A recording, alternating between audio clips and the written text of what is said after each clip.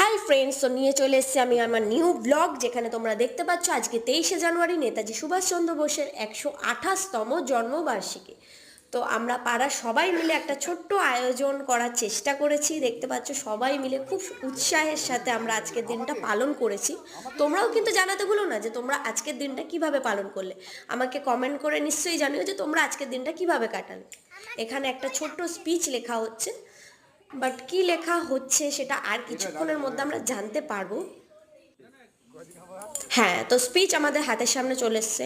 এই দেখতে দেখতে আমাদের সামনে চলে এসছে আমাদের পাড়ার বয়োজ্যেষ্ঠ মানুষ জেঠু, সবারই খুব ভালোবাসার মানুষ। হ্যাঁ, তো স্পিচে কি লেখা আছে বলি। নেতাজি সুভাষচন্দ্র বোস অমর রহে, তোমায় জানাই লাল সেলাম।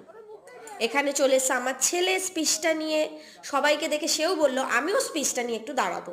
তো দেখতেই পাচ্ছ আমরা খুব সুন্দর করে সাজিয়েছি। তোমরাও জানিও কেমন লেগেছে তোমাদের আমাদের এই ব্লগটা। এখানে রিনাদিও চলে এসে, রিনাদি কোথাও অকেশন আছে, কোথাও যাচ্ছিল, বাট আমাদের এত উৎসাহ দেখে রিনাদিও না থাকতে পেরে সেজে গুজে তড়িঘড়ি চলে এসছে আমাদের সাথে যোগ দিতে। তো দেখতেই পাচ্ছ সবাই মিলে খুব ভালো করে আজকের দিনটা পালন করলাম। আমার এই ব্লগটা কেমন লাগলো এটা বলো কিন্তু নিশ্চয়ই।